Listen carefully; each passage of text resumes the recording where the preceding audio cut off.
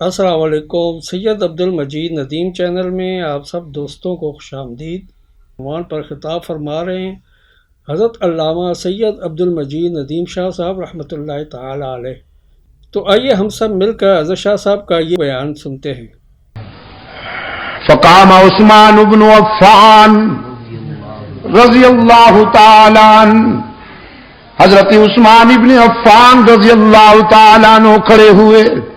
فقال صدقت یا عمر، عرض کیا عمر آپ نے سچ کہا ہے۔ پھر اپنے قائد کی طرف دیکھتے ہوئے عرض کیا وحبب الی من الدنیا ثلاث، تین چیزیں مجھے بھی بہت پیاری لگتی ہیں۔ رحمت عالم صلی اللہ علیہ وسلم نے عثمان کی طرف پیار کی نگاہوں سے دیکھا، دیکھتے بھی بڑے پیار کی نگاہوں سے تھے اپنے عثمان کو۔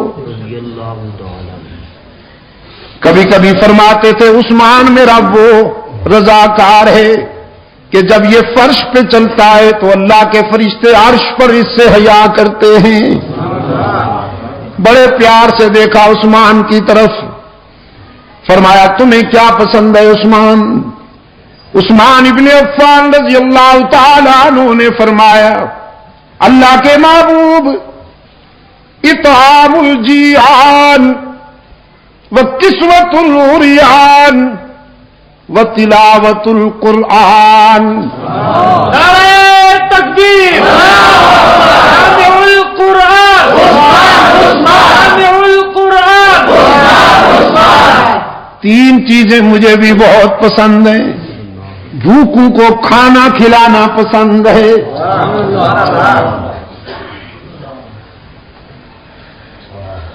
نادار اور کمزور لوگوں کو نیا لباس پہنانا پسند ہے، اور یہ وہ خوبیاں ہیں عثمان کی کہ زمانہ اسلام سے پہلے بھی عثمان کے دسترخوان پر بے شمار بھوکے کھانا کھاتے تھے، تلاش کرتے تھے کوئی نادار مل جائے، کوئی غریب الحال مل جائے کہ اس کے آنسو اپنے دامن میں لے لوں اور اپنی خوشیاں اس کے دامن میں ڈال دوں۔ اس وجہ سے عثمان ابن عفان کی مقبولیت کا یہ عالم تھا کہ زمانہ اسلام سے پہلے بھی عورتیں جب اپنے بچوں کو سلاتی تھیں، لوریاں دیتی تھیں، تو اپنے بچوں سے کہتی تھی سو جا میرے لال، میں تجھ سے اس طرح پیار کرتی ہوں جیسے قریش عثمان ابن عفان سے پیار کرتے ہیں۔ فرمایا اطعام الجیعان، بھوکوں کو کھانا کھلانا پسند ہے۔ یہ میں آپ کو اس لیے نہیں سنا رہا میرے عزیز دوستوں کہ آپ سنیں اور مزے لے لیں اور بس پھر بھول جائیں، میں اس لیے آپ کے دلوں میں یہ سچائیاں اتار رہا ہوں کہ اللہ آپ میں بھی یہ اخلاقی خوبیاں پیدا کرے۔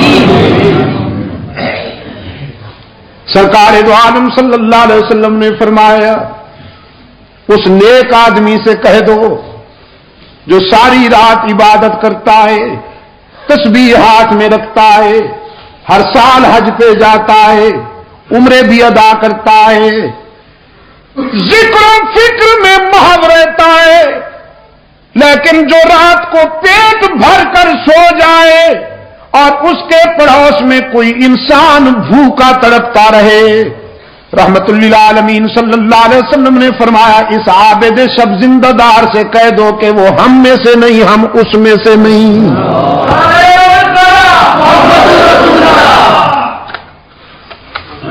بھوکوں کو کھانا کھلانا پسند ہے، نادار لوگوں کو کپڑے پہنانا پسند ہے، اور ڈوب کر قرآن کی تلاوت کرنا بھی بہت پسند ہے۔ لاج رکھی عثمان نے، لاج رکھی اپنی پسند کی، جب تک جیتے رہے فیاضی کا دریا بھی بہتا رہا، سخاوت کا سمندر بھی موج زن رہا، اور پھر آخری وقت عثمان نے قرآن کا دامن نہیں چھوڑا، قرآن نے عثمان کو تنہا نہیں رہنے دیا۔ شہداء کی صف میں صرف عثمان منفرد مظلوم ہے، کہ جس نے قرآن کے دامن میں آخری سانس لیے 40 دنوں کے محاصرے میں جب سبائی ایجنٹ یہودی گنڈے جو کہلاتے تو اپنے آپ کو اسلامی تھے کہ ہم جماعت اسلامی ہیں،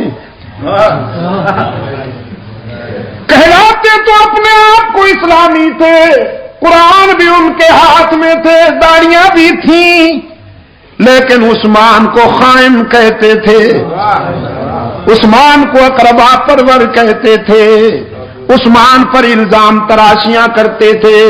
ان سیاسی گنڈوں نے حضرت عثمان کے گھر کا محاصرہ کیا، 40 دن تک عثمان پر آب و دانہ بند رکھا، پھر 40 دنوں کے بعد عثمان مظلوم پر یلغار کی۔ حضرت علی رضی اللہ تعالی عنہ حضرت عثمان کے پاس آتے ہیں، کہتے ہیں عثمان اب آپ کی مظلومیت برداشت نہیں، آپ امیر المومنین ہیں، ہم آپ کی حکم عدولی بھی نہیں کر سکتے، آپ ہمیں اجازت دیجیے کہ ہم ان غنڈوں کو ٹھکانے لگا دیں، یہ مٹھی بر شرپسند ہیں، تخریب کار ہیں، اجازت دیجیے۔ عثمان سب کچھ سننے کے بعد فرماتے ہیں علی میرا ضمیر گوارا نہیں کرتا کہ میری وجہ سے خون ریزی ہو اور مدینے کی گلیاں انسان کے خون سے سرخ ہو جائیں۔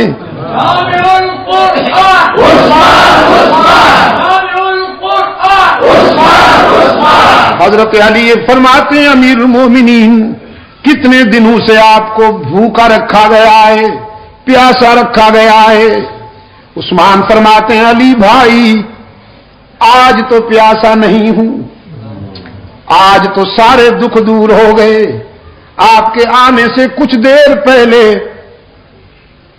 غنودگی کی کیفیت تھی، بے خودی کا عالم تھا، خواب میں رحمت للعالمین مسکراتے ہوئے ملے۔ رحمت عالم صلی اللہ علیہ وسلم نے فرمایا عثمان 2 راستے ہیں، ان میں سے ایک چن لو، ایک راستہ یہ ہے کہ اپنے دشمنوں کے لیے بد دعا کرو، وہ ہلاک ہو جائیں، زمین پھٹے گی اور غرق ہو جائیں، اور دوسرا راستہ ہے صبر والا، دوسرا راستہ ہے صبر والا، پہلا راستہ ہے جذبات والا اور دوسرا راستہ ہے صبر والا۔ تو اگر صبر کرو، روزہ رکھا ہوا ہے آپ نے، افطاری ہمارے ہاں عالم برزخ میں آ کے کرنا۔ حضرت عثمان نے فرمایا میں نے اپنے آقا سے کہہ دیا ہے حضور میں دوسرا راستہ پسند کرتا ہوں، صبر کروں گا، آپ دعا فرمائیں کہ اللہ مجھے صبر کے مرحلے میں کامیاب کر دے۔ رحمت عالم صلی اللہ علیہ وسلم نے سینے سے لگا لیا، حضرت عثمان فرمانے لگے میرے سینے پر حضور اکرم صلی اللہ علیہ وسلم نے پیار کا ہاتھ رکھا، ساری پیاس دور ہو گئی، میں اب تک دل کی گہرائیوں میں حضور کے ہاتھ کی ٹھنڈک محسوس کر رہا ہوں۔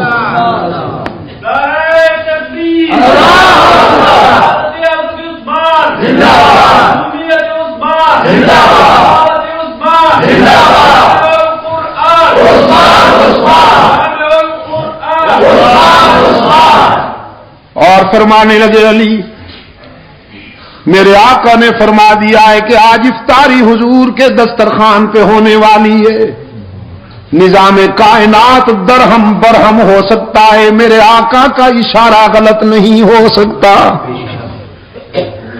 صبر کروں گا، آپ بھی صبر کیجئے۔ نماز عصر پڑھی، لباس بدلا، قرآن کو سامنے کھول کر بیٹھ گئے، بڑی تختی والا قرآن کریم تھا، چمڑے کے اوراق پہ لکھا ہوا، قرآن کریم کی تلاوت شروع کر دی۔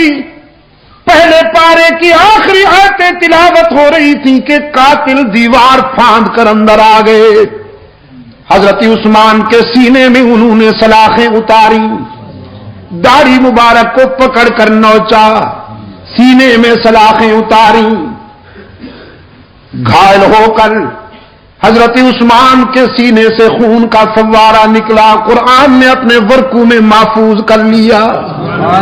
قرآن کے ورقے خون عثمان سے رنگین ہو گئے، اور پھر جب گھائل ہو کر گرے تو عثمان قرآن ہی کے دامن میں جا گرے۔ عثمان نے قرآن کو اور قرآن نے عثمان کو سینے لگا کر یاری پکی کر لی نا۔ حشر کے میدان میں شہداء جب اللہ کی عدالت میں پیش ہوں گے، کسی شہید کی شہادت کی گواہی ریت کے ذرے دیں گے، کسی شہید کی شہادت کی گواہی تلوار کی دھار دے گی، کسی شہید کی شہادت کی گواہی خنجر دے گا، کسی شہید کی شہادت کی گواہی خون گریبان دے گا، تیر و کمان دے گا۔ عثمان وہ مظلوم ہے، اس کی شہادت کی گواہی اللہ کا قرآن دے گا۔ عثمان نے جان دے دی لیکن قرآن کا دامن نہ چھوڑا۔ اطعام الجیان وکسوۃ العریان وتلاوۃ القرآن، تین چیزیں عثمان نے بیان کی۔ ابھی آپ حضرت علامہ سید عبد المجید ندیم شاہ صاحب رحمۃ اللہ علیہ کو سماعت فرما رہے تھے۔ آپ سب دوستوں سے گزارش ہے کہ ہمارے اس چینل کے ساتھ اسی طرح جڑے رہیں اور ان علماء کرام کے بیانات کو آگے بھی شیئر کرتے رہیں۔ آپ سب دوستوں کا بہت شکریہ۔ ملتے ہیں ایک نئی ویڈیو کے ساتھ، تب تک کے لیے اللہ حافظ۔ پاکستان پائندہ باد۔